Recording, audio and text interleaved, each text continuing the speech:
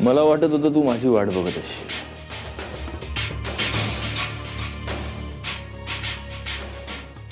आज बोललो मी तुझी. फोन आला होता तुझ्या बॉयफ्रेंडचा. ऐक. काय? आशिषने फोन केला होता तुम्हाला? अरे बाप रे,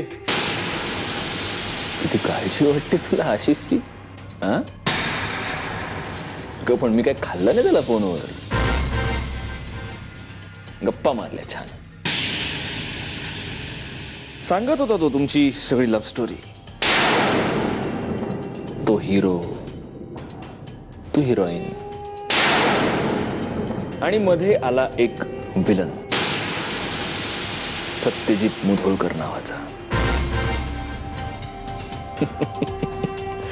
छान वाटलं, छान वाटलं, खूप छान वाटलं. तुम्ही जेवलात का? मी खायला घेऊन येते तुमच्यासाठी. त्यालाही असंच विचारत असशील ना, जेवलास खरे राजा? डबा पाठवायचीस ना इथून त्याच्यासाठी? सांग ना, सांग ना मंजिरी, मला काही वाईट नाही वाटणार. कसे भेटायचात तुम्ही? पास करा आता. कधी भेटायचात तुम्ही? मॅनेज कसं केलं सगळं? तू वाट बघत असशील ना मी ऑफिसला जाण्याची, डेस्परेटली. मला सांगायची सांगताना आज लवकर या, मनातून म्हणत असशील अजिबात येऊ नका. कसं कसं जमवलं हे सगळं तुम्ही? इथे पण यायचा ना तो, आपल्या घरी, आपल्या बेडरूम मध्ये, आणि मग तो इथे आला की आपल्याच या बेडवर तुम्ही कसं मॅनेज केलं तुम्ही? मला माहितीये, आला होता ना एकदा पेस्ट कंट्रोल वाला बनून. बाप आयडिया आहे पेस्ट कंट्रोल. पण मला एक सांग मंजिरी, हे सगळं करत असताना तुला एवढीशी सुद्धा भीती नाही वाटली की कधी या विलनला जर आपल्याबद्दल आणि आपल्या हिरो बद्दल कळलं तर काय होईल? भीती नाही वाटली कधी? नाही पण म्हणतात ना, प्यार किया तो डरना क्या, जब प्यार किया तो डरना क्या. काय हाक मारायचीस तू त्याला? हा आशू, किती गोड वाटतं ना ऐकायला. छान गुदगुल्या झाल्यासारखं वाटतं ना आशू. आणि तो काय हाक मारायचा तुला? सोना, पिल्लू, मंजू, मना, मनू. काय बोलताय तुम्ही? सोडा मला. 5 वर्ष एकत्र होतात ना तुम्ही. काय काय केलं असेल तुम्ही या 5 वर्षात? पण मला एक सांग मंजिरी, माझ्या बरोबरच्या 2 महिन्यात तुला कधी एक क्षण सुद्धा काहीच छान नाही वाटलं? काहीच नाही?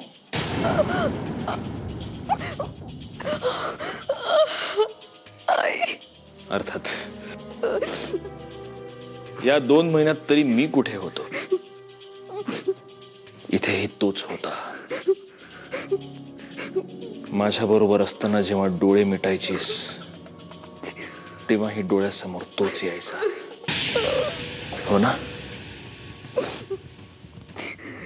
ए म्हणजे सांग, जेव्हा मी तुला मिठीत घ्यायचो तेव्हा तुला असं वाटायचं का की तू त्याच्याच मिठीत आहेस? हा, जेव्हा मी, काय झालं? तुला बोलायचं नाही माझी? सांगायचं नाहीये मला?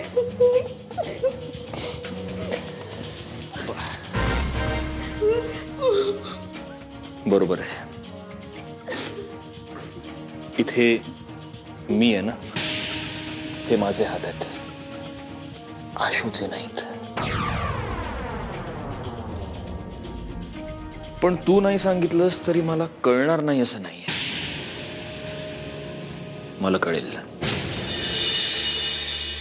तुझा आशू मला सांगेल. आम्ही भेटणार आहोत लवकरच.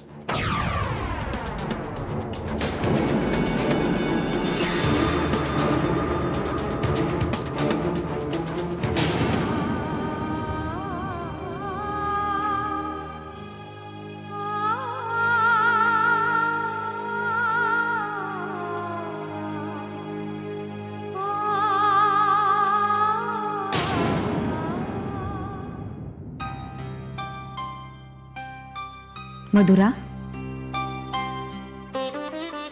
चल बाळा, जेवायला चल. मला भूक नाही अगं काकू. अगं असं काय करतेस तू? इथे मंजिरीबद्दल फक्त विचार करून काही घडणार आहे का? हा, नको काळजी करूस. आपण बघूया ना काही करता येतंय का. काय करणार होतं ग काकू? बघू म्हणून फक्त सध्याची वेळ टाळता येते ग काकू. अगं पण सध्या आपल्या हातात काहीच नाहीये बाळा. मी अशी शांत बसणारी मुलगी नाहीये.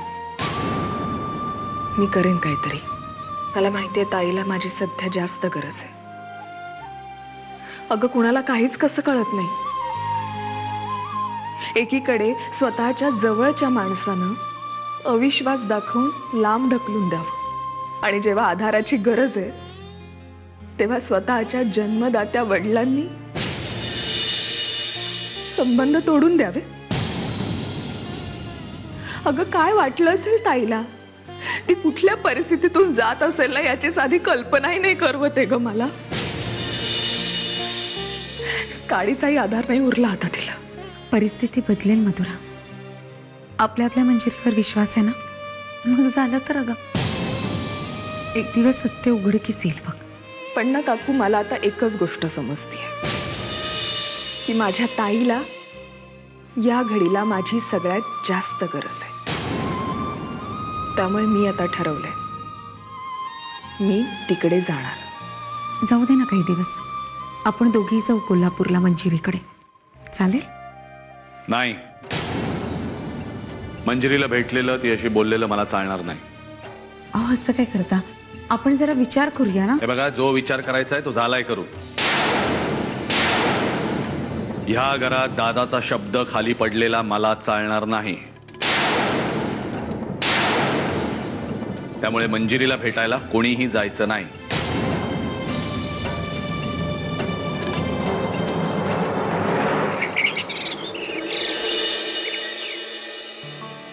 सत्यजित, नाही, मी फार वेळ नाही घेणार आहे तुझा. आई, तुझ्यासाठी नेहमीच वेळ असतो. बोल. शिंदेबाई येऊन गेल्या, आमंत्रण घेऊन आल्या होत्या. त्यांच्या घराची वास्तू शांत आहे. आपल्या सगळ्यांना जेवायला बोलवलंय त्याने. सगळ्यांना?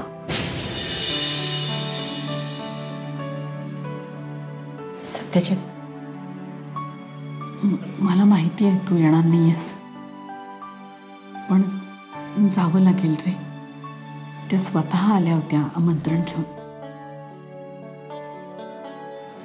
कधी जायचं ते सांग, जाऊ. सगळे जाऊ.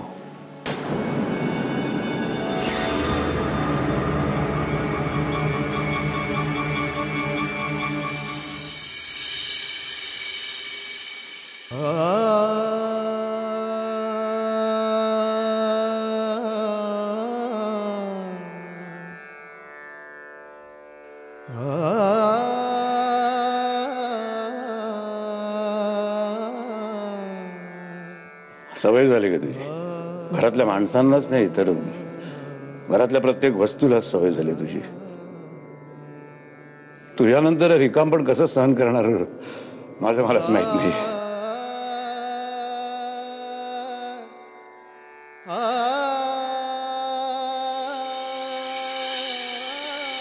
लहानपणी तुला गमतीत म्हणत होती लग्न करून तुला बाबाला एक दिवस सोडून जायचंय, तर तू तासन तास रडत बसायचीस, उठून बसायचीस.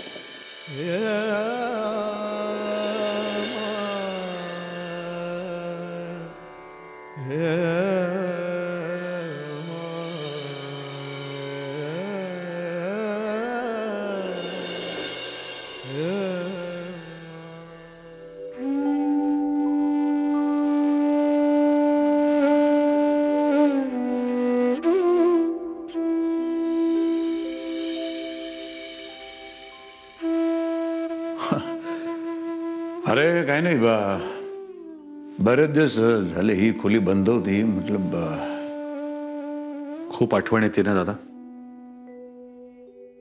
कोणाची? मंजिरीची. नाही काही संबंध नाही. काय संबंध आहे का आठवण यायचं? काहीच नाही.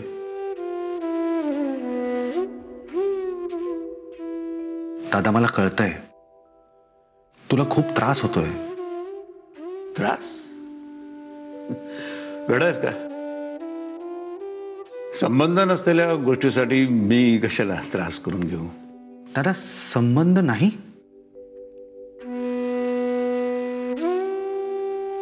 माझी एक मुलगी होती, मला आठवतं एकदा तिथं काहीही कारण नसताना मी तिच्यावर माझ्या मुलीवर ओरडलो. तर ती सुद्धा तिच्या बावलीवरती ओरडली, सेम माझ्यासारखीच ओरडली.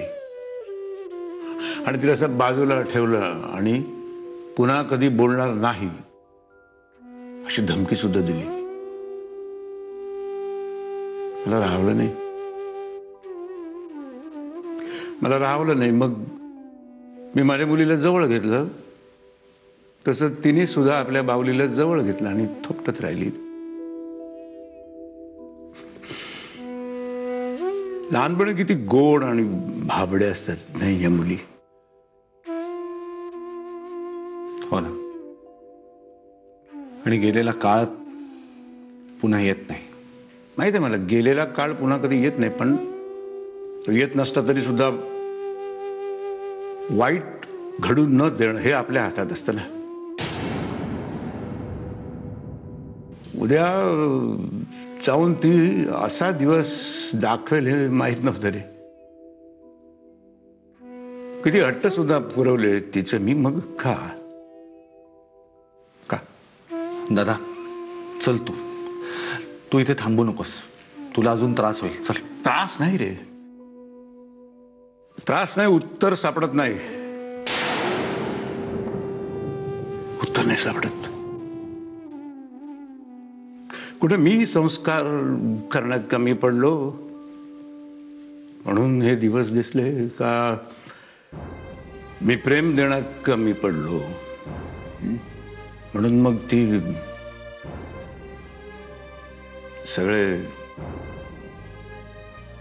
सगळी नाती तुटली. सगळी नाती तुटली म्हटल्यानंतर उत्तर मिळालं तरी काय अर्थ आहे? मग या सगळ्या वस्तू सुद्धा इथे ठेवण्यात काय अर्थ आहे? उद्या सकाळी सगळ्या वस्तू फेकून द्यायच्या कचऱ्यात, फेकून द्यायची.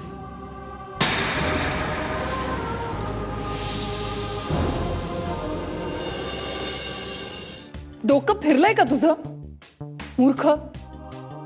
तुला ना माहिती नाहीये सत्यजित मुधोळकर काय येते. अरे तू स्वतःची मान स्वतःहूनच वाघाच्या पंजात द्यायला निघालाय. प्रिया,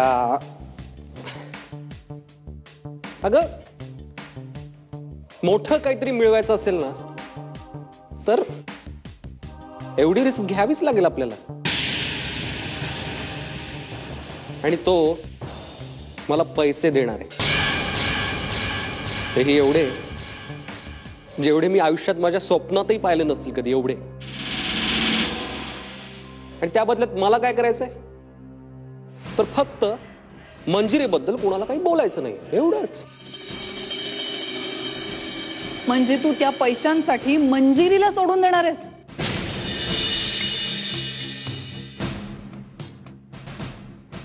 काय करणार? काय करणार? एका मोठ्या स्वप्नासाठी एक छोटी गोष्ट सोडून द्यावी लागेल. So what? म्हणजे तू फक्त आणि फक्त पैशांसाठी मंजिरीला? प्रिया, तू पुन्हा पुन्हा शब्द बदलून तेच बोलतेयस, अर्थ तोच होतोय. अरे पण आशिष, तुला जे हवं होतं मंजिरी. बास झाली तुझी कटकट. उगाच माझ्या एवढ्या मोठ्या आनंदात विरजण टाकू नकोस, कळलं ना? आणि तुझं काय? तुला काय वाटलं? मला काही कळत नाही. म्हणजे सत्यजितवर तुझं खरं प्रेम? अगं तुझा डोळा तर 500 कोटींवर. आशिष बास.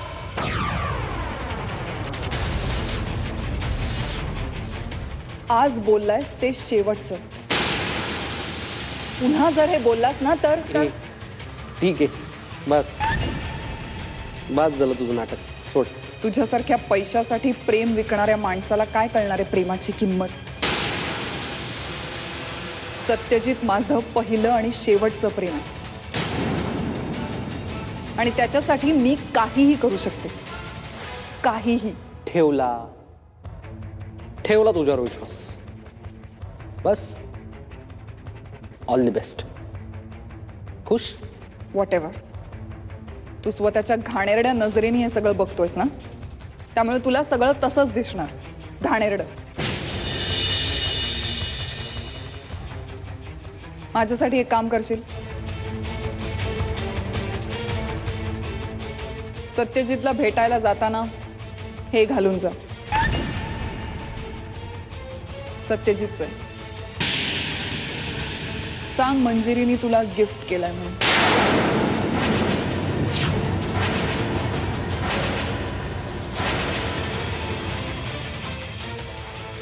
कसं आहे, एका घावावर मलम लावल्यावर दुसरा घाव लगेच करावा, म्हणजे खोलवर पोचतो.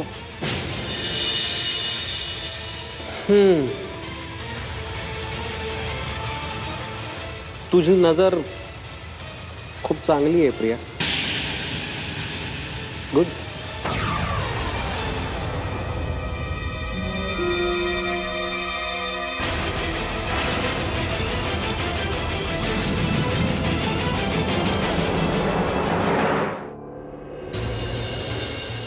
पण मग स्वतःचं प्रेम, त्याचं काय? त्याचा अपमान करायचा होता? 5 वर्षांचं प्रेम असं एका क्षणात विसरून जायचं होतं मी? सत्यजितराव, तुम्ही तुमच्या 2 महिन्याच्या प्रेमाखातर काहीही करायला तयार होते आणि मी काय करायला हवं? मनातलं प्रेम असं कागदासारखं काढून फेकून देता येतं का?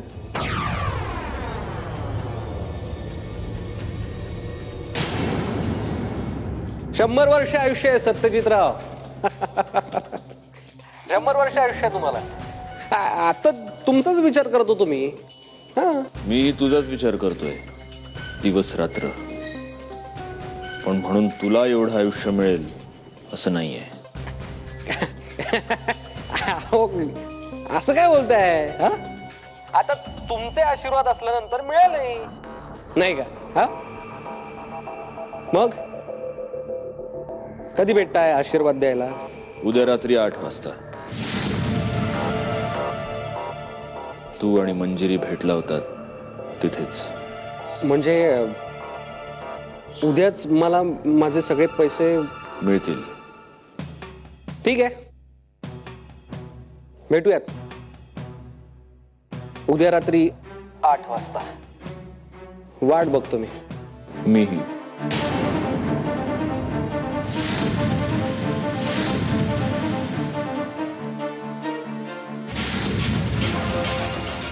हे सगळं काय सत्यजित? काय? हां, अरे बोललो होतो ना तुला मी. खून करतोय मी त्या आशिषचा. उद्या रात्री 8 वाजता.